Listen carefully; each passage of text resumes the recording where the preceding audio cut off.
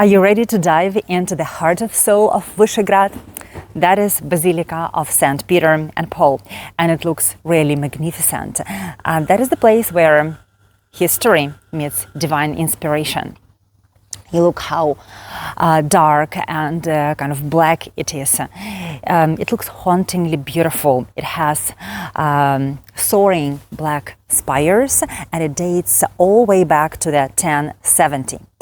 It was founded by Czech king Vratislav II, and it had undergone many restorations. Actually, it had more facelifts than any Hollywood star. The modern cathedral, as we see it today, with its impressive neo-Gothic style, was transformed, was shaped under the reconstruction that took place here in the 19th century. And the most striking feature of the basilica is that it has these majestic towers. They were actually blackened by time, and they are unique because they allow you to see how the light is shining through them.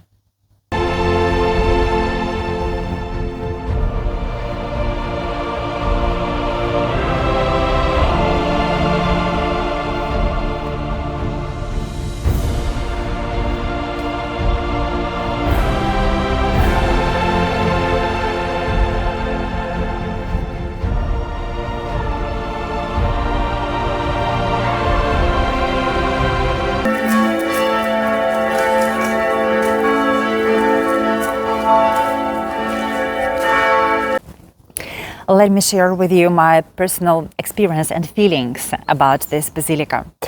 We all know about the breathtaking beauty of Prague's St. Vitus Cathedral. It's in the Prague Castle, and it looks like it's a magnificent museum. It's decorated with a rich kind of decor, and when you come inside St. Vitus Cathedral, you feel kind of a little bit icy feelings, and you can admire its beauty, but you can't feel that divine presence.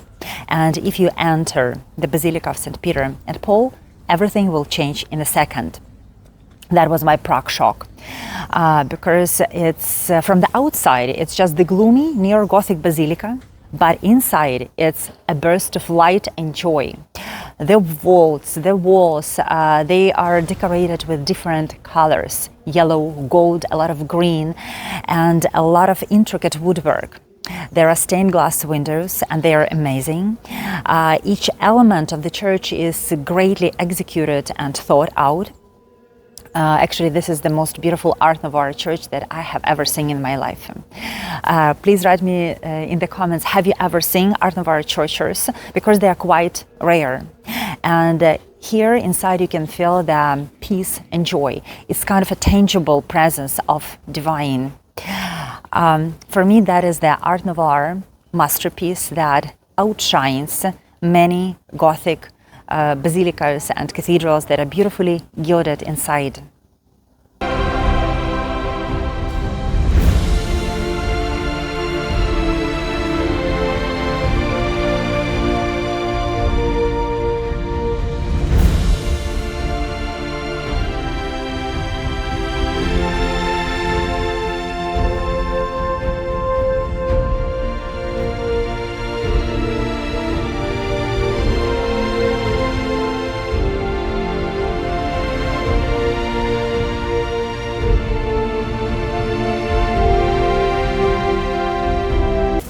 Here is the fun fact about this basilica.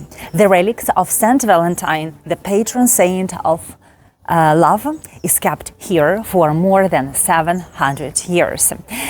Actually, the story behind the creation of this basilica is quite a medieval soap opera. And origin of its creation is very intriguing. Let me tell you about this. The reason of its foundation was the conflict between King Vratislav II and his younger brother. He was the Prague bishop. His name was Jaromir.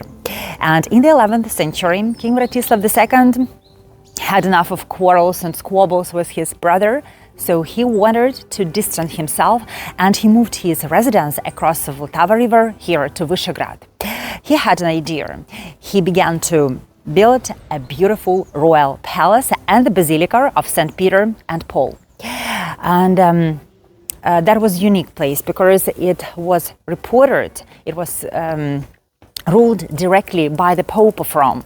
And it was actually bypassing his brother entirely. That was his idea, just to distance from his brother.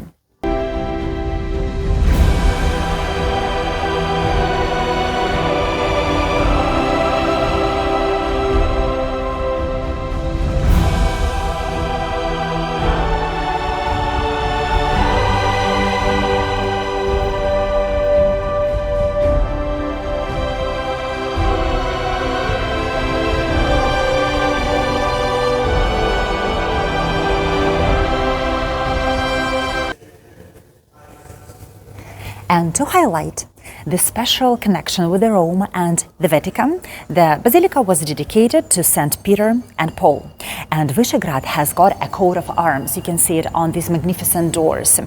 This coat of arms features the keys of Peter. So you can see them, and you can also spot them in other buildings here on the Vyšehrad complex. So it's kind of a connection with Rome and Vatican. And then there is the relic of Saint Valentine.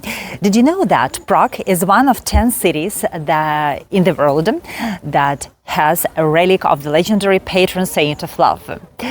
So in 2002, a chip of Saint Valentine's shoulder blade was rediscovered here in the golden glass kind of vessel here at the Basilica. So how it has all happened? The Basilica underwent a neo-Gothic makeover in the 19th century, and during this renovation they changed a lot. So this Baroque holding like vessel of Saint Valentine's shoulder blade probably was put somewhere in the storage because it didn't match the new decor. And this is how the relic was forgotten, and it was gathering dust in the storage closet for over a century, and it was lost among other valuable treasures.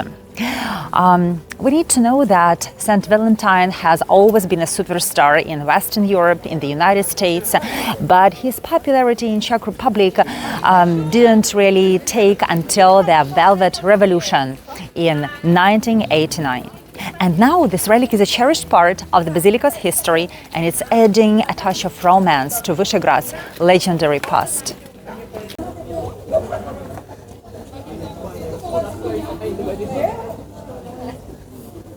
But you might ask me, how did this relic, Saint Valentine's shoulder blade, end up here in Vyšehrad?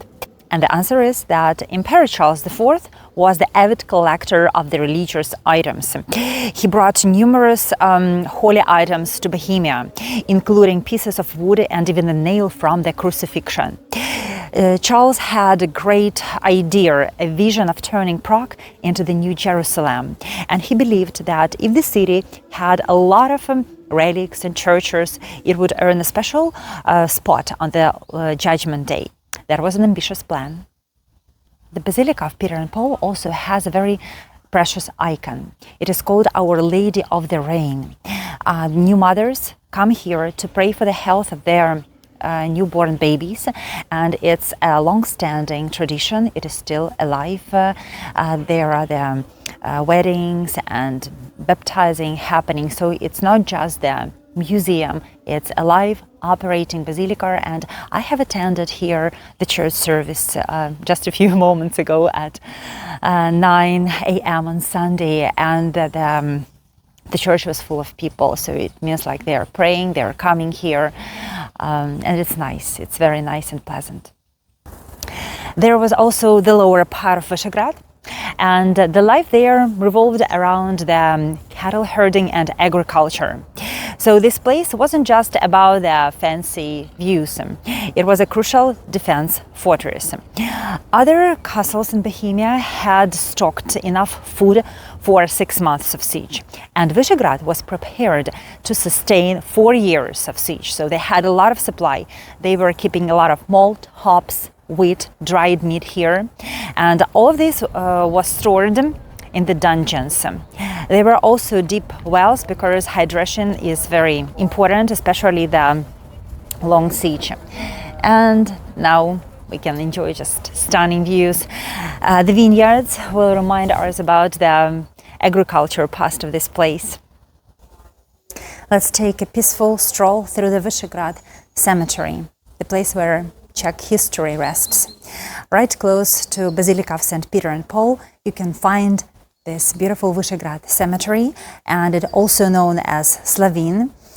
And it's the final resting place for the most famous Czech people, composers, artists, writers, singers. About 600 people are buried here. In the 19th century, there was the idea of the national revival and romanticism, and Serene was established as the sword of the Czech Hall of Fame. It is a national burial ground for the outstanding people, outstanding Czechs, like national pantheon. Today, it honors 56 people, and famous painter Alfons Mucha is among them. There are other famous people like composers Bedřich Smetana, Antonín Dvořák. Their tombs are in the cemetery as well. And there is an angel, and the motto below the angel says, "Though dead, they still speak."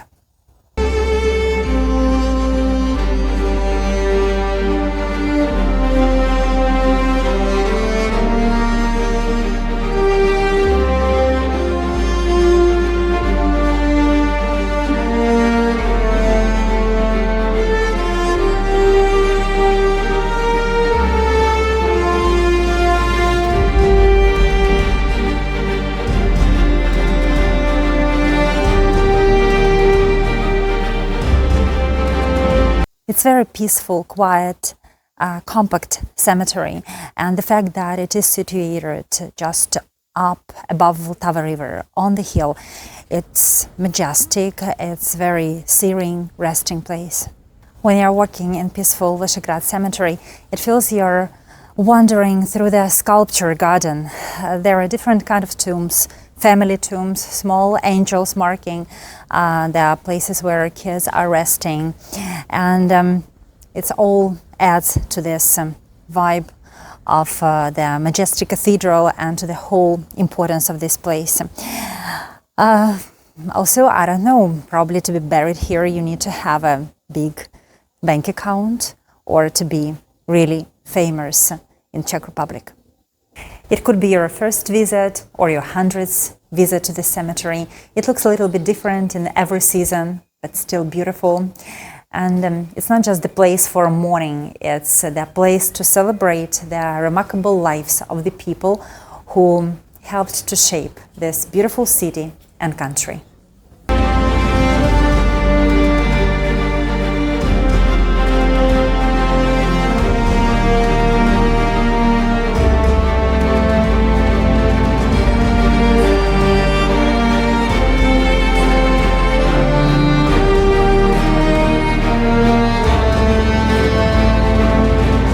Here on the beautiful Vyšehrad Park, you will find huge statues. They were supposed to decorate one of the bridges, but they were found unstable and they were relocated here. So let's explore them. And first, the legendary couple of Przemysl dynasty. That is Princess Libuše and her husband. You already know their story, and according to the Czech legends, Libuše was a princess and a proactive ruler, and thanks to her ability to foresee the future, she was able to choose a husband, and she even predicted the appearance of Prague. That is a very important story for the Czech history. The statue of Lumír and Píseň, kind of ultimate duo. Lumír was a singer and Píseň his magical muse. Lumír was known for his enchanting music, and Píseň was a source of his creative inspiration. And that is the statue of Zaboj and Slavoj. They were the warriors, the two heroic Slavs who were leading their people while they were resisting the foreign invaders. And these guys were fighting fire with fire, and they wanted to show to the world that Slavs can defend their lands. And now it's true about Ukrainians. My favorite statue here is this one, Sharka and Citrad, and that is the story of Maiden's War drama.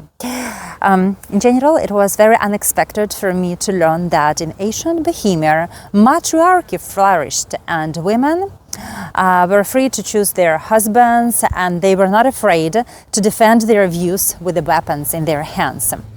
So that story happened during the Maiden's War. It lasted for 7 years and it ended with the victory of men.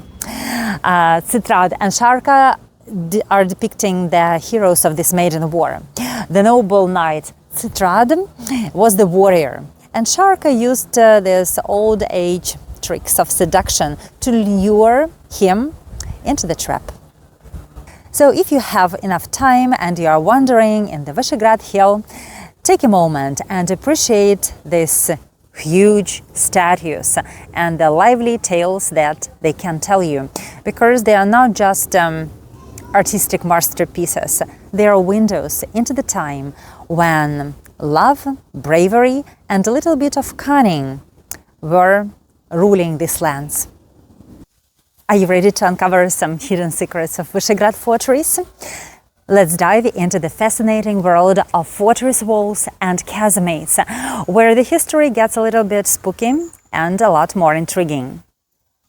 The story begins in 1654, when Emperor Ferdinand II ordered the construction of the Vyšehrad Fortress. 70 years later, the French occupation army modified the ramparts and they added a network of casemates inside the ramparts. And the casemates were built in 1742. They are actually long corridors which are hidden behind these powerful brick walls. And they were designed for the secret transfer and the concentration of the army. When you are walking above the Vyšehrad Fortress, you will see the dazzling height of walls that are surrounding this place, and they are very impressive. But if you visit casemates, they will marvel you. You need to buy a ticket because it's like a museum. When you are walking through a narrow, gloomy corridor with niches, you will see just lanterns and the ceiling vents. But many years ago, when the casemates were operating, there was no lighting at all. And the soldiers were navigating these corridors in the total darkness. Sometimes they were guided by the casual sports, and the light was coming from them above hatches, above windows. So that was the way how they could change the direction. And there is the local legend, and people say that if you stand on the place where the light is coming from these upper windows, above windows, you can make your wish and it will come true. The labyrinth inside the fortress walls stretch for about 1 kilometer, but the tourists are allowed to visit just 200 meters.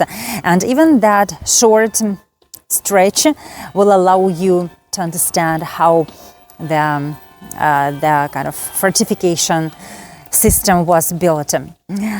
And the corridors end with a huge Gorlice Hall. That is the massive space, 13 meters high, 300 square meters kind of spanning.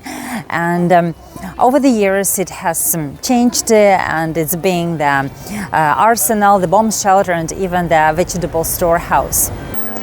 Now Gorlice Hall serves as the gallery for some original sculptures from Charles Bridge.